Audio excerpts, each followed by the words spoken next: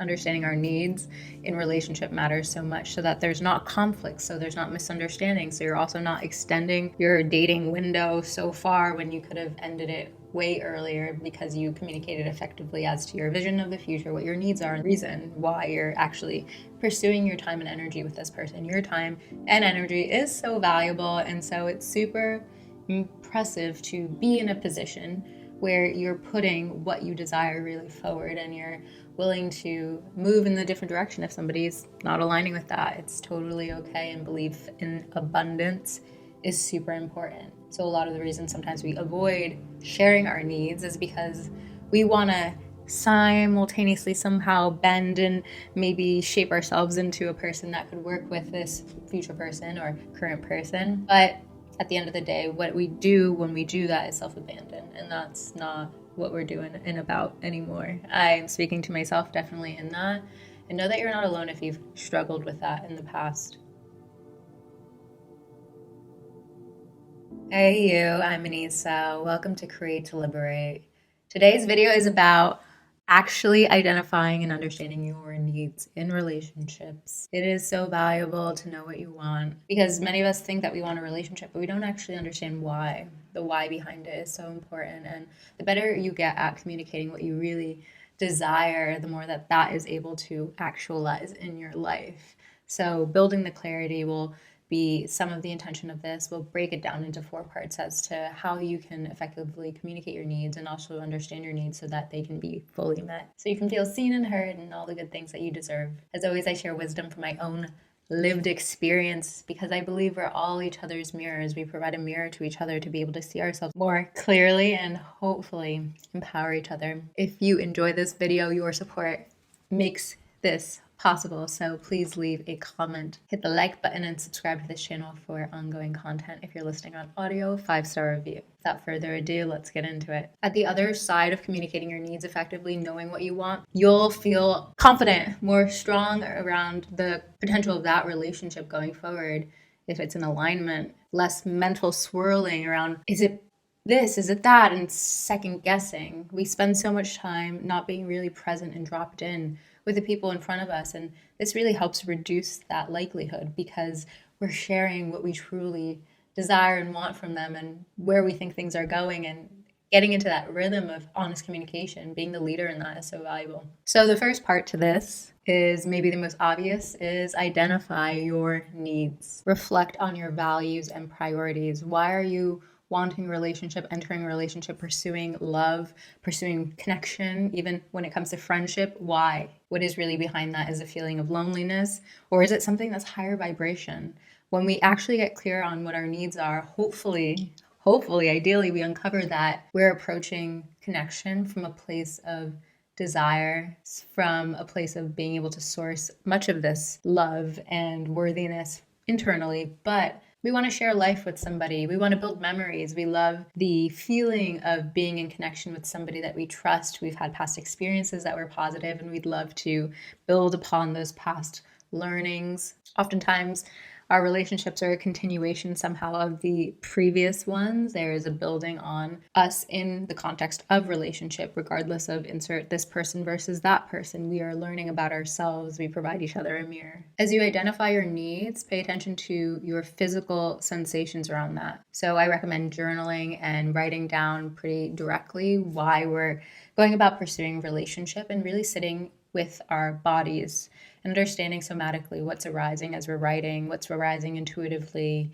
Is it something that gets us choked up? It feels like a deeper emotional response because that's something worth exploring, maybe in therapy, going deeper down an avenue of. If we get this kind of build up, choked up feeling around a need, it's something that it's a bigger opportunity for unblocking. I know that arises a lot for people when they feel deeply sad or wounded around something. It's a bubbling up in the throat chakra often.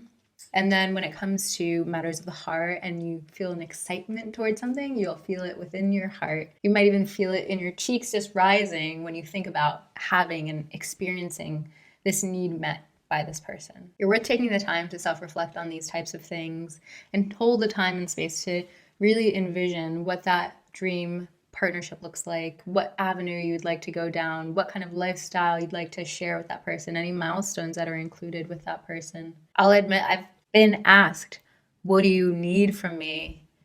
And I was literally like drawing a blank. I was like, nothing. Actually, bye.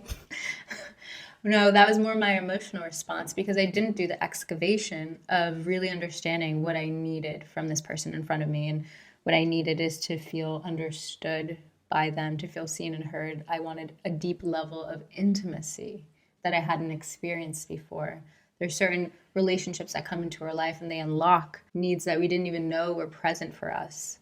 Maybe it's a need to have children in this lifetime, or you really need somebody who supports your dreams because you know that you are successful when you have a cheerleader in your corner. If you can't get to a specific around the need, you can also just write about the emotional response that you would like to feel in the presence of this person most often. Obviously, we're human beings. We're variable emotionally. Sometimes we make each other feel good, sometimes we don't. But what is the predominant feeling when you two are together? And once you know your needs, it makes it so much easier to, part two, express your needs to that person. Articulating our needs can feel difficult, especially when you don't know somebody super well when you're early in dating. But I've kind of gotten good at this because I don't want to waste my time and energy. And I think it's so valuable when you can be really clear about what you need and you can say it playfully. And you can say it with a level of detachment because you don't know who this person on the other side is, but you know what your vision of your life is and you're excited to see that materialize. But simultaneously, you're going to be happy in this lifetime regardless of if they fulfill that need, if something unexpected shifts and you don't need that need fulfilled by another human being in this lifetime. Firstly, taking ownership over what your needs are, using I statements. I would like this, I feel this way, I truly desire, I'm really excited about, and saying it confidently, saying it playfully, as I mentioned, saying it with a level of detachment. You can be really specific, you can provide examples, you can also just paint out a vision that makes you really excited. For instance, oh, I would love a relationship that allows me to be in the city in LA and allows me to live in Hawaii or somewhere tropical 2 months out of the year because I love being by the ocean and I love the idea of maybe living in a different country and raising my children internationally and then giving them some stability during middle school years, etc. I think that'd be fun. You can start to paint a vision as to things that you desire and you would like. Have some openness. You don't need to get that person's POV. You don't have to be like, and how does that feel for you? I've developed this personal strategy that I don't think I would highly recommend, but I'm going to share it with you anyway. Once you date somebody for a little bit of time or a few dates, then you try to understand their love languages. I love this book around the love languages. Oftentimes in relationship, we're trying to meet a sense of feeling loved by a person. And so your feeling of love might come from words of affirmation, from gifts, from quality time, from acts of service, from touch. And knowing what your ranking of those is super helpful. And then what does that actually look like? So if it's touch, what does that mean as far as how much touch? Where do you like to be touched? How many times a week? Etc. And kind of getting into those details is pretty fun. I enjoy that, but I clearly like to talk about a lot of these things. If you're dealing with somebody who's not super open around that, then you can be the leader and just sharing what yours are. You don't have to interrogate them on their 5 love languages and the ranking of them and what the bullet points are behind them. At the end of the day, the aim is to articulate your needs calmly, respectfully, whether you're in a relationship or you're dating. Just find those moments and let a person know, hi, how can we hold time to really communicate what we need from each other during these times so that we can just really be on the same page. Which leads to part 3. You have to have the time and space for it to engage in active listening. So the time at which you have a conversation around needs should not be a time at which somebody's on their cell phone, somebody's like multitasking in the middle of things. It's actually a really valuable conversation. So that's why I like to share also in the beginning, because there's so much value in understanding how committed a person is to having these conversations earlier on. I had friends who did more regular monthly check-ins in their relationship or quarterly check-ins, and it's a little business-like. I've never had that, but I think it's super important to have dedicated time and space for active listening, and that depends on what stage of your relationship you're in, and what feels comfortable that you both agree upon. And that's a communication that you can also have, is what feels like a comfortable regularity at which to check in on a relationship or check in on how things are going dating wise.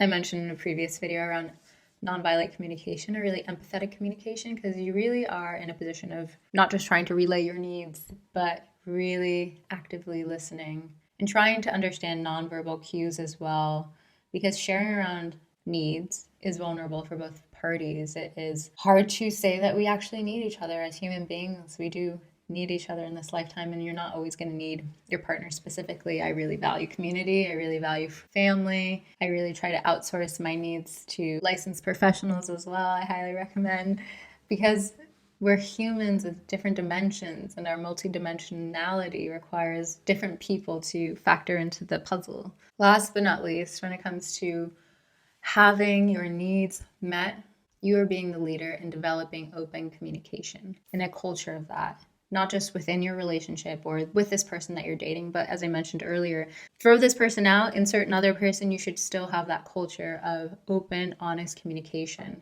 Imagine that your oversoul is watching you and they're saying, hey, how's she doing?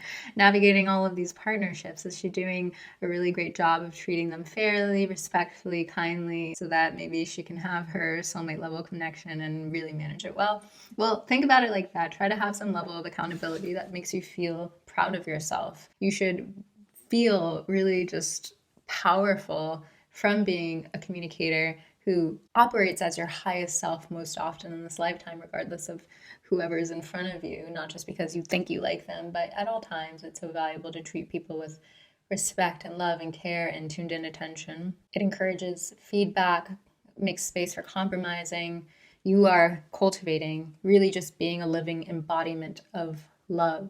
So this conversation opened around getting our needs met, but yes, we also are people who are going to meet other people's needs. So being an open receptacle to actually listen. Can I meet this person's needs? Can I communicate truthfully if I cannot meet this person's needs? How can we also take ownership and accountability as to our part in meeting other people's needs in this lifetime and being the people that we desire to receive as well? So I'm sending you so much love. You deserve to have all of your needs met, obviously. I deeply appreciate you for tuning in. If you enjoyed this, hit the like button, subscribe to this channel. If there was something that left you wanting to hear something more, I'd be curious to hear. I'd love to hear from you in the comment section. You populating the comment section also supports this, and appreciate you being here.